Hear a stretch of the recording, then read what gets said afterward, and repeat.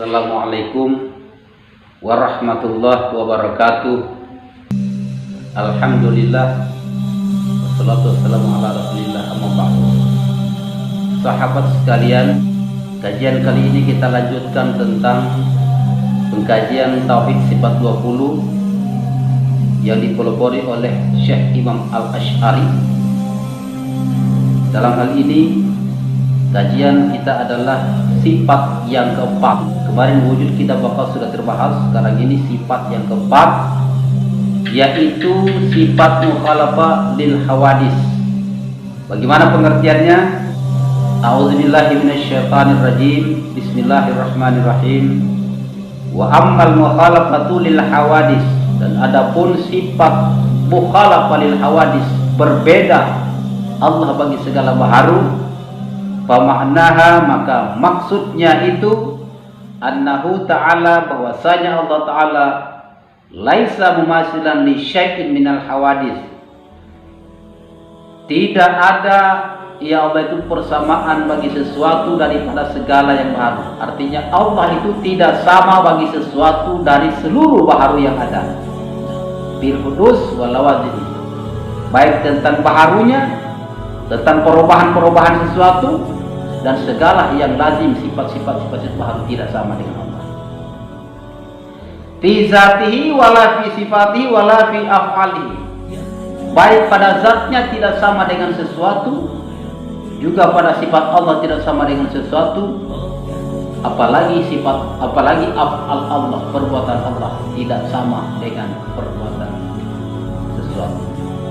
Jadi maksudnya harus kita tahu, di dalam sifat salbiyah yang keempat ini harus kita tolak kalau ada terpikir pemahaman di dalam hati atau di pikiran bahwa Allah itu seperti ini, Allah itu seperti itu, Allah itu di atas, Allah di bawah, Allah di kanan, Allah di kiri, depan belakang. Itu tidak. Atau Allah Ta'ala itu terpikir perbuatannya seperti tukang yang berbuat. Tidak. Kita tolak.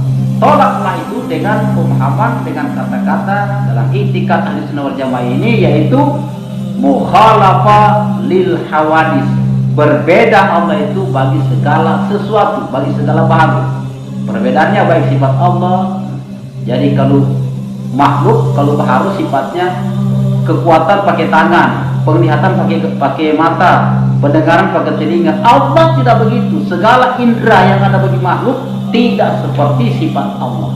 Jadi sifat Allah tidak sama dengan panca indera makhluk. Melihat Allah bukan pakai mata, mendengar Allah bukan pakai telinga, kuasa Allah bukan pakai tangan, dan lain sebagainya. Begitu juga zat Allah tidak sama dengan zat makhluk. Bukan seperti nur, bukan seperti cahaya, bukan seperti pelangi, bukan seperti matahari, bulan, bintang, bukan seperti unsur sesuatu, bukan seperti zat sesuatu. Jangan dibayangkan, tidak sama. Kalau terpikir begitu, tolaklah dengan sifat salbiyah. Apa? Allah berbeda dengan segala yang dipikirkan, berbeda dengan segala yang dibayangkan. Tidak dapat dibayangkan, tidak dapat diumpamakan. Dalilnya bagaimana? Al-Quran. Dalilnya bagaimana? Al-Quran surat Asy-Syura ayat 11. Laisa kamitsli syai'un wa huwa samiul basir.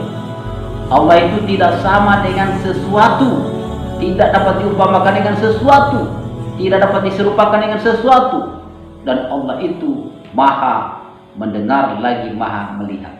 Walaisa fawqa syai'in, dan Allah itu juga bukan di atas sesuatu. Bagaimana tadi? Wala tahtahu, dan juga bukan di bawah sesuatu. Wala khalfahu, bukan juga di belakang sesuatu. Wala an yaminihi, bukan di kanannya sesuatu. Wala an yasarihi, bukan juga di kiri sesuatu.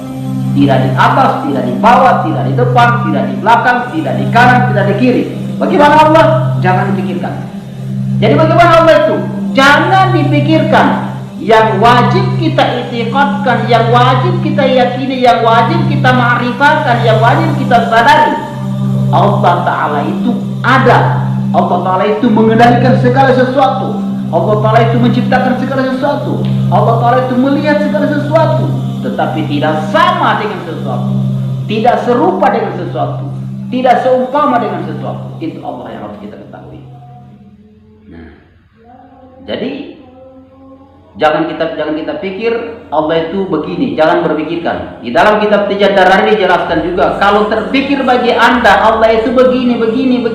Kalau bukan begini jadi bagaimana? Ada pikiran itu, usirlah.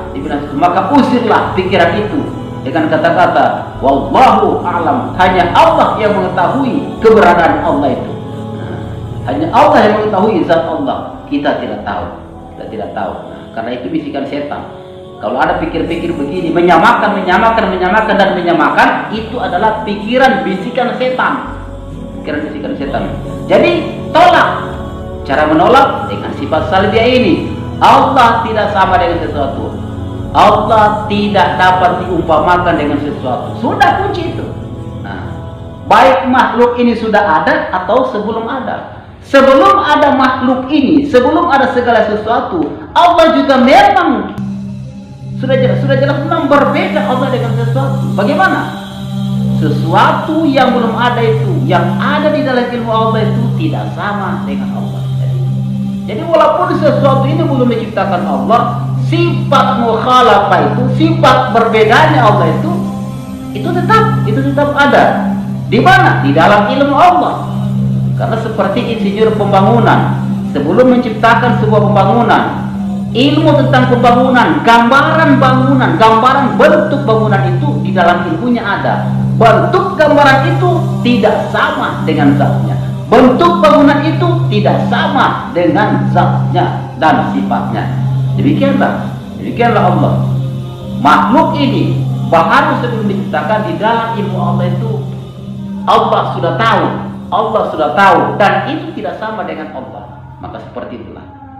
Jadi sekali lagi kuncinya, wajib kita itikadkan dalam kajian tauhid ini bahwa Allah Subhanahu wa taala tidak sama dengan segala sesuatu. Tidak seperti sorga, tidak seperti neraka, tidak seperti malaikat, tidak seperti manusia, tidak seperti sesuatu.